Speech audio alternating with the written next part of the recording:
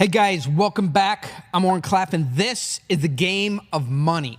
Today, we're gonna talk about really what happens when other people come to your market and try and take your money, your customers, your business, your ideas, and just get into your niche and create havoc. Because this is happening all over the place today. I'll tell you why it's happening, where it's happening, and really what to do about it. Before that, happy Easter. Why do I say that? Easter weekend. I don't get to have a happy Easter, but there's no reason you shouldn't have to. I have a youth athlete, 11-year-old hockey player.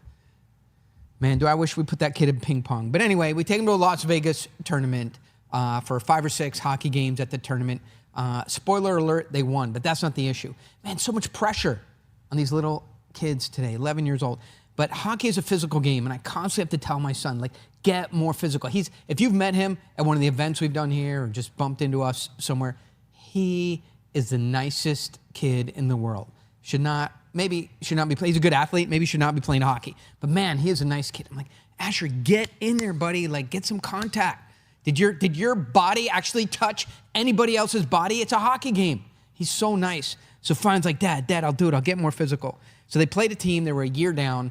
The team's still very good, an elite team, 1 year down. And so, a year is 11-year-old, 10 to 11, you're bigger. But these little kids were like chihuahuas, just nipping at them, tripping them, hitting them with the stick, just bumping them, checking them constantly. And finally, my son was like, I had to have enough of it. I just saw it, and he just transformed. And he takes this little chihuahua kid and he blows him to high hell. Boom, knocks him. I'm like, actually, you didn't have to do it in front of their parents. The parents are yelling, ref, what is that? Like, just, if you're gonna, the first time you ever knock a kid off his skates, why not do it on the other side of the rink? You have the guy do it in front of their parents. Now they're yelling at me. Anyway, hockey, happy Easter. Life does not go exactly as you want it to. I know this because what do I do? Hey, Oren, game of money's cool. You wrote Pitch Anything. What do you actually do? I currently manage money for around 300 investor families. So these families together are substantial. They have over $1 billion of capital strength, right? This group that I manage money for can acquire almost anything they want if they get together. A basketball team, a Hawaii marquee property, a 6 block on Madison Avenue, right? But a software company. They have a lot of punching power group together, more than $1 billion of capital strength. So you probably think managing money for this many people is difficult. It's not. It's super easy. What you do is you send a quarterly email about the returns you're giving, and you just pray that no one reads it or contacts you. It's a lot. No, that's not what you do. Look, the reality is sometimes I'm talking to these families 3 times a week about what I'm investing in with their money. We text. We meet up. We've been to Italy together multiple times. I think we're going on our 9th trip to Italy with our investors because we have an investment, as you may know, in a company in Italy, and we have a manufacturing company that uses Italian equipment here in the United States. So we've been to Italy together, we've done deals and together, we send each other memes and family photos and everything. I even crashed a motorcycle with one of our investors, and he didn't even sue us. Very nice of him. So 300 people is a big number, right? Imagine adding 300 new contacts to your phone right away or in a year. Right? And so every once in a while, you don't have 300 investors contact you every day, but every once in a while, bing, ding, they want something, they have a question, they see something in the news, and every once in a while that dreaded message comes through like, hey, where's my $25 million? Right? And I always answer that the same way. Your money is right where it's supposed to be. On one hand, that can sound flippant, but they don't flinch when I say that. Because I talk to these guys and these families so frequently, they know what we're doing together.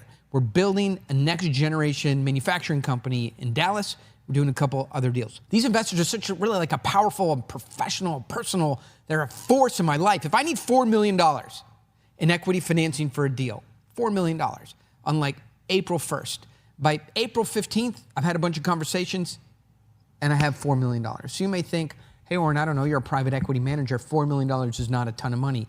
And it's not. Like at Goldman Sachs this morning, some group similar to mine raised $40 million today. I might do that in half a year. $4 million. But in the deals that I do, it's a lot of money. And remember, so I did that in April. On April 1st, I said I need $4 million more than I have in a deal because I want to do some stuff in the deal that requires capital investment. April 21st, I got $4 million committed, and probably more than half of that in already. So that's just April. But if I do that again in May, June, July, August, September, and through, you know, the months of the year, October, November, December, there's still another, if it's April, right, there's still another 8 months of the year. You know, I could probably do another $50 million this year in a single deal. I'm telling you right now, there isn't a fund out there that wouldn't like to have an additional 50 million bucks coming in, a $4 million April. So, you know, I'm in the paint, I'm doing it for real. I've noticed something really big happening over the last 90 days with the kinds of what I would call a small balance investor. A small balance investor is somebody who, you know, puts to work $100,000, $250,000, maybe even $500,000. Small balance investors, right, are named that way because they're not a family office, you know, they're not a fund, they're not a private equity group, they are not a bank, they're not an institution, they're not a consortium, they're not even a well-organized, they're just small balance. You know, I have $2 to $10 million. I put $100,000 to $250,000 in a deal. That's a small balance investor. So I don't want to be critical of anybody who's investing $100,000, but in private equity, a $100,000 investment is like the equivalent. If you were at a hockey game, you're sitting in like that last seat way at the top. That you're like, who sits in that seat? The small balance investor sits in that seat. So if private equity was a hockey game, it's the worst seat in the house in some ways because you don't have a lot of money. If you have $2 million, $3 million, $5 million, $10 million to invest in a single deal, now you get some control. If you have $100,000 as a small balance investor, you just put the money in, you try and choose a good deal, you get good managers, you pick a good thesis, you try and get into a growth company, and you just sit there and hope you picked well, and you know, be in communication or receive the communication from the management team, right? So if you have $100,000 and you can get a high quality, well-governed private equity deal being run by a team that has a great track record of delivering high returns, right? Then you don't need deal control. You don't need, as a small balance investor, to do due diligence like you're the federal government awarding a nuclear submarine contract. You're not awarding any contracts. It's not big. You just sit there, put your money in, and let the management team do their thing. That's the whole point. So a year ago, a $100,000 investment was like hunting for overloaded C-market real estate deals. They were, you know, putting money on Kickstarter for Exploding Kittens 2 card game. Like $100,000 didn't buy you anything. Now $100,000 is talking to BlackRock and JP Morgan at some level, right? Here's what JP Morgan is telling small balance investors. Look, this is the voice of JP Morgan. I don't know what they sound like, but I'll just do it in this. Look, stocks aren't doing much right now, and bonds are all over the place. If you want better results, you need to start looking at other types of investments, things outside of just stocks and bonds, like private equity, real estate, or structured credit. Anything that's not a traditional stock or bond. So in early 2025, the market is super shaky, and JP Morgan is doubling down on this idea, right? They're saying if you want to protect and grow your money, don't stick with the same old playbook. Diversify with alternative investments. Alternative investments is code switching, code speak for private equity, all right? It's called alternative. That's kind of a name that stuck to it somewhere 10 years ago. Every once in a while you have a name that sticks to something. If you think about orca, right? Or a killer whale. Terrible name. Why do they call these animals killer whales or orcas? Should have called it a sea panda, right? There's just better names to call things. Alternative investments is just private equity, private deals.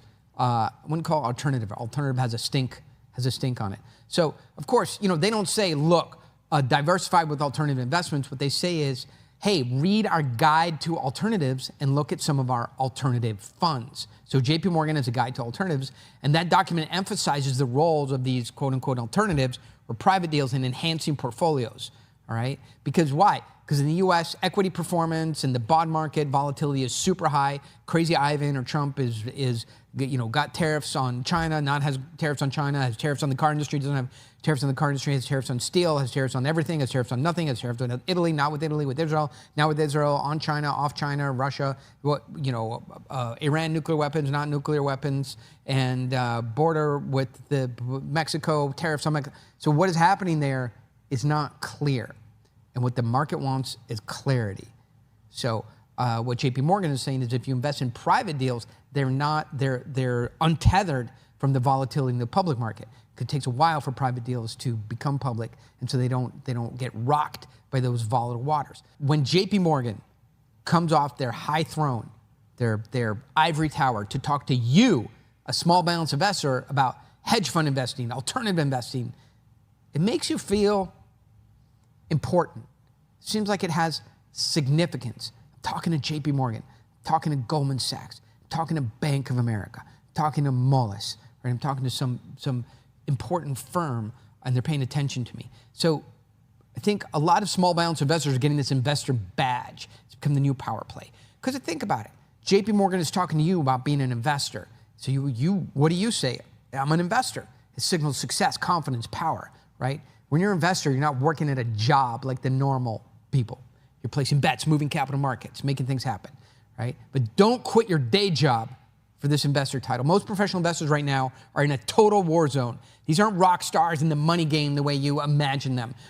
Flying in on private jets, leaving the jet running on the runway while they go into the jet center, take a meeting on something that might or might not happen, bounce out, get in the jet, fly to their next meeting, and that is not the life of a professional investor. Right now, professional investors are juggling stalled deals, dead exits, underwater notes, and doing valuation cram downs, and having their LPs, go through their old paperwork and finding redemption provision. A redemption provision is obviously an investor saying, hey, I want my money back now because you stink.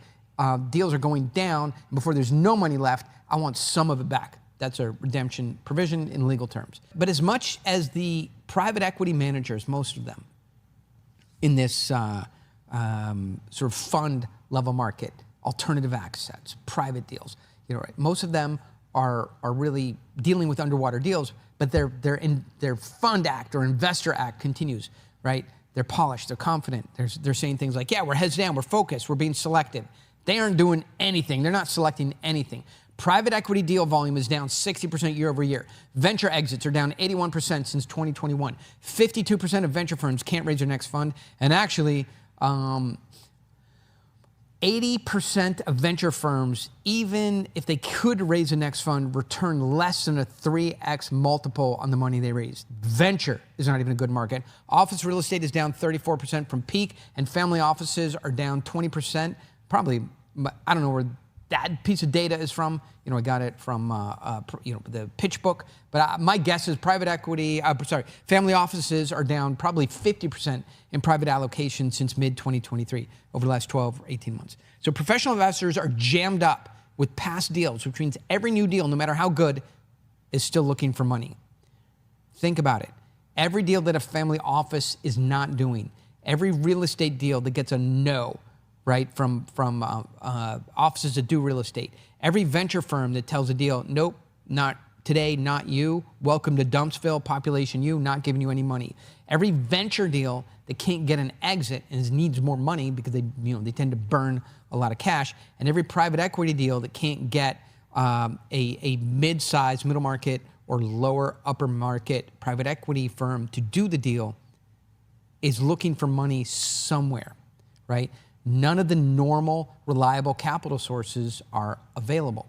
That means they still have to be out there looking. So deals are coming down to your level, my level. Deals are looking for money in your local neighborhood, my local neighborhood. So instead of Silicon Valley, Wall Street, private equity, IPO market, pension fund, hedge fund, family office, the deals are knocking on the door of my 300 investors. The deals are knocking on the door of someone that you want to raise money from. Or someone that you do business with. And that's irritating me because the deals that belong in Silicon Valley and the deals that belong in Wall Street, right? That's where they're made to function. That's where they should be, but they can't find any money there, so they're sticking their nose where it doesn't belong, right in my investors' inbox, talking to my list, pitching my limited partners. The hell is JP Morgan doing talking to my investors, right? My 100K guys. So because you think about it, I've been living with 100K, 250K guys for 15 years. I never abandoned that market. I didn't move out of it. I didn't move into it. It's been consistent. JP Morgan, Goldman Sachs, and I'll read you a little blurb from the Wall Street Journal here in a minute.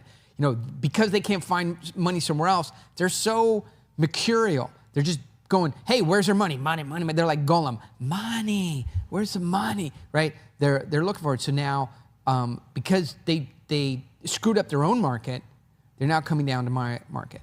And the problem is they do have a bigger name, right? And so if they do talk to my investors, to your investors, they are impressive. And so you can hear, sorry, bigger name, and that hurts. Last week, I had a $500,000 investor committed for my manufacturing company. Right? My deal is asset-backed. I have a clear return path. I have real fundamentals. But then Trump went nuclear on capital gains taxes for foreign investors. So my investor, she got nervous. And she took a call from a Goldman Sachs exec, right, about their enhanced yield portfolio, GSEYP. And it's a safe place to park cash while the world burns.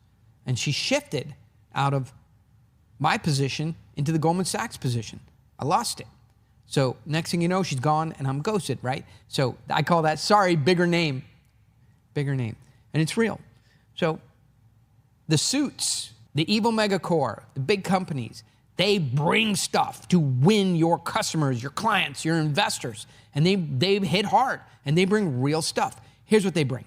Goldman Sachs, BlackRock, JP Morgan. They bring a brand that feels safe. Right? You tell your wife, tell your husband, your cousin, your uncle, your dad, your sister, your best friend, your accountant, your best buddy. Hey, I'm working with JP Morgan. How can you go wrong? Like, that's how IBM grew their whole business. How can you go wrong buying an IBM? How can you go wrong investing with JP Morgan? They bring a brand that feels safe. They use, they have, pitch decks and risk decks and elements of safety. They have a big balance sheet, and their message is, ride out the storm in safety with us. That's their pitch, right? I'll summarize it like this. It's 9 words. It's dangerous out there. Stick with the big guys, all right? If you get reframed, if you roll over, if you subordinate, if you allow them to pitch your customers, your investors, your market with that pitch, it's dangerous out there. There's chaos. Stick with the big guys who are safe and know what they're doing. It's seductive, especially for investors who might be bleeding from bad venture, bad crypto, or bad real estate calls, right? But here's what they don't bring. They don't bring domain experience, right? Everybody from, I know dozens of these guys. Now that I know them, I have them working here in the office. Expats from, I'm not gonna name the firm, but one of those 4 firms that I named, right? I know what they bring and what they don't bring. They bring balance sheet. They bring safety. They bring credibility. They bring a big story. They bring the notion that people have heard about them. But they're generalists. They don't know anything. You push them on any subject, you pull a thread, that thread unravels the whole sweater. They are generalists, so they don't have domain experience. They're almost always generalists. Second, they're not plain speaking. They talk like MBAs. Why? They can't help sounding like MBAs. They sound erudite. They sound like they come from an ivory tower. Why? Because they do. How the hell do you think you get a senior job as an executive at BlackRock? By you're a 3rd generation garbage man in Destin, Florida? No. You went to Yale, Harvard, Duke, Penn State, Columbia, University of Delaware, whatever, right? MBAs sound like MBAs and they're not plain speaking. They don't sound like business people. They don't have operations experience. Think of the career path of the guy you're selling against, right? He didn't work in a company, very likely, with any kind of operations detail. He went to an Ivy League school, then he went to a large investment bank like Bank of America. Then, if he was any good, he went to a boutique bank and ran a bunch of models, then went up into product sales in a boutique bank, and then maybe bounced back over to Vanguard or Bank of America, where in a more senior position wherever you met him. No operations experience. They just talk like minted MBAs because that's what they are. And they do not bring the ability to build things. They don't build things. They talk about stuff. These are salespeople. They're smart ones, but still, they're salespeople. They are not builders. And they don't have any skin in the game, right? They don't have real ownership of the thing they're doing. They just jump from firm to firm, right? I just talked to a guy from X firm, fill in the blank, Bank of America, JP Morgan, Goldman Sachs, or Moelis. Pick one of those firms. I just talked to a guy. He goes, yeah, I'm moving to a new position. They have to 3X my salary in order to get me, right? That's not skin in the game. That's jumping from firm to firm for a bigger salary, bigger bonus. You have skin in the game, real ownership. So if you can bring those things, domain experience, you're plain speaking, You have operation experience. You have the ability to build things clearly. You're not just a salesperson. You have skin in the game. Well, that's how you compete. They are there to preserve the appearance of safety. They are not there to create value, right? What you bring to the table, real assets, a map to a new world. You're building assets and companies that have value, irrespective of tariffs, interest rates, compressed equity values, or the bouncing stock market, what it's worth today line. You can't, the stock market, you can't even, safely buy the dip, which used to be something you could just do reliably. Even the dip is unsafe to buy. You bring real assets, you bring cash flow, you bring equity. You're not a fund that's on pause. You're not waiting for the Fed to change its mind, the Fed. You are building a business. So you're offering your investors, your buyers, your customers, your partners, a blueprint for building stuff in the real world. You have management, not 24-year-olds with a 100K MBA. You have contracts, not pitch decks. You have customer data that can be fed into AI and turned into something more valuable. You don't show charts about market size. You have products and services and not just financial engineering. And you have assets, not assumptions. So they show up with an umbrella with the JP Morgan brand on it. Oh man, by the way, I have friends that work there or have worked there, and probably investors who have a lot of money with JP Morgan. I can't beat them up too bad.